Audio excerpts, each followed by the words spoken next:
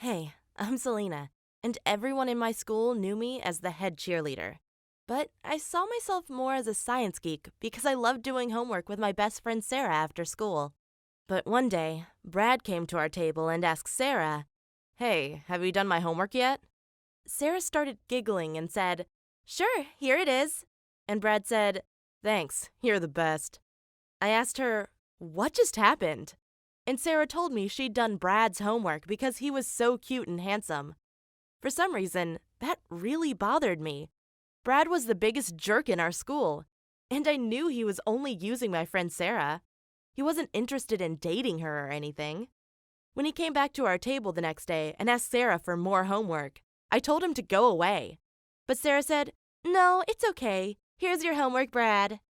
Before he could take it, I grabbed it, ripped it into 4 pieces, and poured water over it. What happened next was crazy. We were in the middle of the cafeteria, and he screamed, "Hey everybody, look, Selena is wet!" And then he took a glass of water and poured it all over me. I was furious, but with everyone staring at me, I was too shy to say or do anything back. A lot of people started laughing. I was so angry I wanted to rip his head off. But before I could find a knife, one of our teachers took us aside and asked what happened. Brad told her I had ripped his homework up and he just took revenge. Of course, I tried to explain how he was exploiting my friend by making her do his homework, but the stupid teacher gave both of us detention. Ugh. Now I had to sit next to this jerk for 2 hours, literally right next to him. He kept staring at me, and then he said, "We should go on a date. You are pretty cute." I told him, "In your dreams," because everyone in our school knew he was a bad boy. He'd had at least 4 girlfriends in the last 2 years. He was also in a relatively successful band, which meant that he had lots of girls chasing after him. There was no way his charm would work on me after he embarrassed me in front of my whole school. But the next weekend, he came by my house with roses. It was so cringeworthy. And when I opened the door, my dad was right next to me. It was so embarrassing. And my dad asked Brad, "Who the hell are you?" And Brad responded, "I'm Selena's future boyfriend." And then he laid down the roses and walked away. Oh gosh, there was no way this would work on me. He had even attached a card saying, "I'm sorry for what I've done. I know sometimes I act stupid, but I want to change for you." I threw the roses into the trash. But for some reason, I couldn't get Brad out of my head. I mean, I had to admit that he was somehow cute and charming, even though I knew he was only playing with me. There was no way he wanted a serious relationship. But for the next weeks, he kept on trying, always asking me how I was doing and if I wanted to go out with him. His confidence was kind of attractive. And finally, I gave in and agreed on a date. I thought maybe he'd been a bad boy in the past, but with my help, he could turn into a nice and good guy. Yes, stupid me really believed that. Until I received a message one day. All it said was, "He has a kid." What? Who has a kid? Was the person talking about my boyfriend? I tried to call the number and texted back, "What do you mean?" But I never got a response. I didn't want to believe it and asked Brad about it. But he said it was just one of his jealous ex-girlfriends trying to break us up. Wow, that was kinda romantic. I liked the fact that other girls were trying to get him back, but he chose to stay with me. But then he casually mentioned that his ex was still hanging out with him all the time. They were often jamming and making music. I told him I wanted to see her, so he invited me to one of their private jam sessions. I was shocked to see how gorgeous she was. And I was crazy jealous when they jammed and sang together for like an hour. I felt like the third wheel. He told me they'd broken up because they weren't a fit. But I was so insecure afterward that I started stalking my boyfriend whenever I could. I'd borrow my dad's car, wait in front of his house, and follow him wherever he went. And guess what? He went to another girl's house. But not just some random girl. No, he went to my nerdy friend's house. I was shocked. I mean, was she still doing his homework? Why hadn't she told me about it? I mean, I was his girlfriend, and I was her best friend. Something was wrong. So I went to her house to look through the window, trying to figure out what they were doing. But they were just sitting on the couch watching a movie. It was so strange.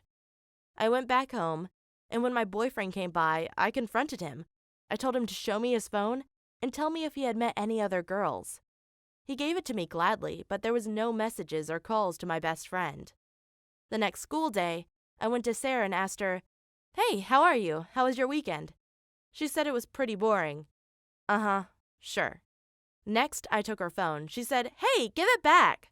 But I had every right to take it, because she should have told me she was meeting my boyfriend behind my back. Luckily, I knew her password, and there was a chat with someone called Paul, but it was actually my boyfriend. I knew that because it was his number, and in their chat, she had used hearts several times. I asked her why she was meeting my boyfriend behind my back, but she said she was only doing his homework. Of course, I knew she was lying. She wanted to steal my boyfriend from me. That day, I broke up with both of them. My boyfriend didn't even care. He just said, "Okay." Now I know that dishonest jerks don't change. He had only pretended to be a good guy to get into bed with me. Fine. Lesson learned. I want to tell you why I was eating myself to death. It all started when I was a kid. I don't think anyone ever loved me. My classmates certainly did not. They enjoyed making fun of my big glasses and said I was a creepy nerd. And when I got home, my mom would treat me even worse. She always told me I was the reason my dad had left us. But in all that chaos, I had one thing that made me feel good, and that was food. Whenever I put that chocolate in my mouth, all my worries were gone for a while. That's how my addiction started. I ate so much that by the time I was 15, I weighed 300 pounds. After I dropped out of high school, I moved into my grandmother's trailer. I'm ashamed to admit this, but she had to take care of me. At one point, I couldn't even stand up and go to the bathroom anymore. So how did I go to toilet? Well, I didn't. I just stayed on the bed while my grandma took care of the rest. Of course, I felt ashamed of myself. I sometimes checked the Facebook profiles of my former classmates and saw them study at good universities or do well in their jobs. Meanwhile, I couldn't even stand up and leave my bed. At that point, I was weighing 600 pounds. I often got angry thinking about all the opportunities I had missed. During primary school, many teachers had told me I was gifted. And I always had gotten straight A's in all my math and physics classes without ever learning. I could have probably gotten a job at a tech company like Google or Microsoft, but instead of making a six-figure salary, I was living on my grandma's bed. One day, my mom came into the trailer and started making fun of me. She said, "Oh, my big fat boy, I see you are still growing bigger and bigger." She was laughing, and I got so mad. I wanted to grab and strangle her, but I was too fat to move. That day, I called an ambulance and told them to take me to a hospital. They first had to cut the trailer open because I didn't fit through the door. And at the hospital, I told the doctors I wanted a gastric bypass, which is a surgery that makes my stomach smaller so I can only eat small food portions. Luckily, the surgery went well, and within just 2 years, I had reached my dream weight. Suddenly, life was so much better. I could walk into grocery stores without people looking at me with disgust. And I even started online dating, where I found my first girlfriend. But not everything was good. After I got a job at McDonald's, I was immediately fired because I couldn't get out of bed in the morning. I think I was depressed, and that's why I continued living on my grandma's bed. Sometimes my girlfriend came over, but it wasn't a romantic relationship. I think she only met up with me to tell me I was a loser. She enjoyed making me feel bad and used me as her punching bag. One time I asked her if she wanted to kiss me, but she responded, "Nah, maybe you've lost weight, but I still think you are ugly." But despite my crazy girlfriend, I enrolled myself in an online college, and that was the best thing I ever did. After 2 years of studying, I got a small job at a software company. I told the HR that I was kind of lazy and wouldn't work more than 4 hours a day, but they said that's fine. Of course, I have a much lower salary than my coworkers, but it's still enough to rent a small apartment. And I also broke up with my crazy girlfriend. Did I tell you that she had made it her mission to turn me fat again, and whenever she was at my place, she would place small bits of chocolate right in front of me? It was hard to resist them, but I succeeded.